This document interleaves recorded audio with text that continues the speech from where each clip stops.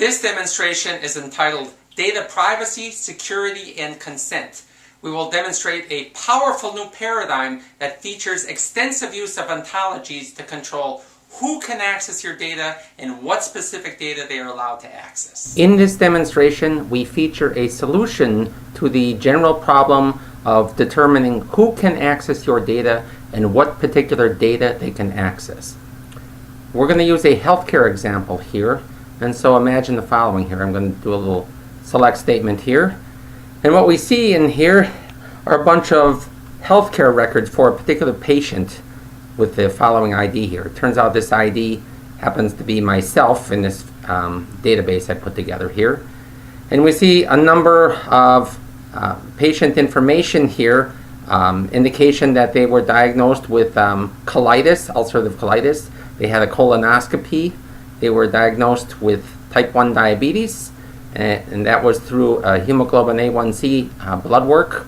And this person, i.e. myself, also has hypertension, in other words, high blood pressure here. Now, the classic way of dealing with controlling who can access this data is for every kind of data here to have a list of people that you will allow access to. Now, the problem with that is that can be very long and cumbersome and very difficult to manage. And what we're going to use instead is the power of ontologies to show a much more powerful and general solution here. So let me do the following here. What we want to do is look at a number of classifications here. In this PowerPoint slide, we show classification of patient facts here. So we have a number of patient records here, and what we want to do is for each patient record, we want to ontologically classify each record here. Now, what you're seeing here is structured data. The solution I'm talking about here is also applicable to unstructured data. So imagine you have a text document here pertaining to a particular patient. With TCSQL technology, it is possible to run NLP, natural language processing, and then to take the XML document that is returned from NLP and import it into TCSQL soft schema. You basically get a graph. And what you can do then is take these sections of the document and partition it into document detail, as you see here. And so the solution we see here with structured data also ends up being applicable to unstructured data. So I mentioned here we're taking structured data and classifying it ontologically. The other thing we want to do is do the same sort of thing with the people who are requesting access to your data. So I would call them requesters. And what we have here are a couple of ontologies that I refer to as requester classifications. So on the left here, we have something called healthcare provider taxonomy. What I did in this demonstration was to load over 147,000 professional healthcare clinicians. And they are ontologically categorized into the various categories you see here. So this is a professional classification of healthcare providers.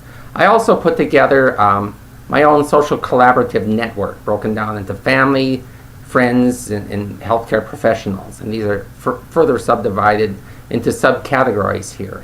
And so you see down here, I have a list of people that go into each of these buckets here. So for example, I have a music category and some subcategories. Attitudes band, which is a rock band I happen to be in, and a folk club category. I happen to be in a folk club group also. And so we have various people that are in each of these buckets here. Let's now look at how we use these classification graphs here to solve the problem of data privacy, security, and consent. So rather than specifying here individual people that have access to these individual clinical fact records here, what we want to do is the following. We want to identify high-level categories of people. So we might want to do the following.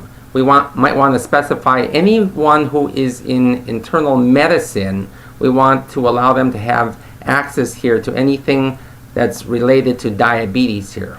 or maybe we want to specify any of my music buddies here. We want to allow them to know the fact that I have diabetes here, to have access to any of the descendants here you see of this high-level category called diabetes. So now let's look at how we do this with SQL here. So what I'm going to show you here is a policy definition here. And in this policy definition, we have person ID here. This particular column is the particular person who owns the clinical fact data here. And what we're going to specify here is a natural language processing term. In the last slide, when you were seeing these nodes of ontologies, you don't want to require the person to have to know the nodes in these ontologies. The healthcare ontologies, UMLS, that I happen to be using, contains over 150 ontologies altogether, totaling over 1 million vocabulary terms. You don't want people to have to know the exact names of these terms here. So what we'll do instead is provide the ability for a person to specify just random text here, and we will apply natural language processing to determine the appropriate set of ontology nodes here. We want to specify here a requester classification here. So I have fishing buddies, immediate family here, and this last column is the particular vocabulary or ontology that I'm using.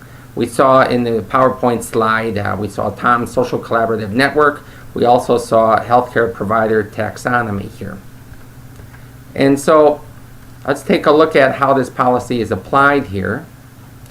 And I'm going to execute a query here, and the particular data we're requesting is the data owned by myself.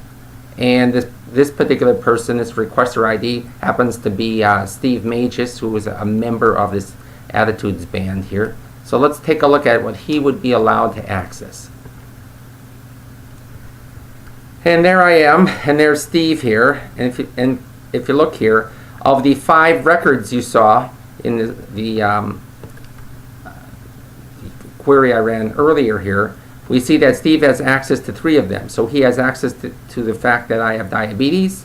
He has access to the fact that I have high blood pressure here. And we see that these particular low-level facts are classified via NLP here. And these high-level classification nodes returned by NLP are the following shown here. And here are the names of the vocabularies that these particular nodes reside in. So now let's look at the other side of the coin here, the classification of requesters here. So Steve happens to be a member of this attitudes band. Attitudes band happens to be a descendant of this high-level category called music, where the policy was defined here. And we were using the Tom Social Collaborative Network vocabulary here. Let's take a look at the same query, only this time we won't restrict it to a particular requester. We'll look at all of the data for Tom and who has access across the entire population here in the database. And what we see is 630 people. And so we have various people in my social collaborative network here. And we see a number of people in this more general professional category here, healthcare provider taxonomy. And if we scroll down, we see lots and lots of people, as you might expect. So what you'll find is gastroenterologists and endocrinologists, the fact that I have ulcerative colitis and diabetes here. Okay, so now let's go back here a second.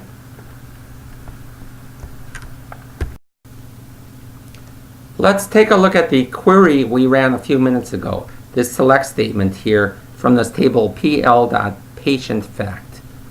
And when we executed this, we returned 5 records for this particular patient ID, which happens to be myself. Now, one of the problems here is that this particular table, anyone can access this table here. There's no restriction at all.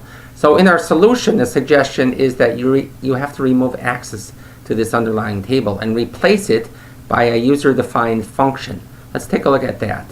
So this table is called patient-fact, and we're going to replace it with a user-defined function called patient-fact-filtered, which takes 2 arguments, a requester ID and a patient ID. And this happens to be my ID here. And the requester ID happens to be my friend Steve Magis, a member of the Attitudes Band. And when we execute this, we see Steve has access to 3 of the 5 patient records, the fact that I'm a diabetic and the fact that I have high blood pressure. Let's take a look at another one here. In this case, the requester happens to be a member of an organization, and they are certified endocrinologists. So they are members of this healthcare provider taxonomy here. And they have access to the fact that I have diabetes, anyone in this particular organization. Let's take a look at another one here. In this case, Dr. Singh happens to be my primary care physician. Here's requester ID here. And the policy definition allowed him to access everything pertaining to me. And so we see 5 records returned here. And lastly here, let's take a look at someone in which there was no policy defined for. This person named Kathleen. They are a certified family medicine practitioner here. So they are a member in this healthcare provider taxonomy here. But there was no policy defined for this person here. So when we execute this particular query, nothing is returned as expected.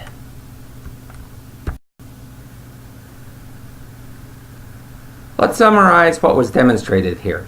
I demonstrated the ability to take any data, whether it's structured or unstructured, and to be able to control who can access the data and what particular data is accessed via this clever and powerful use of these various ontologies here. And so although the demonstration was with respect to healthcare, it can be applied across any domain and again across structured data and unstructured data.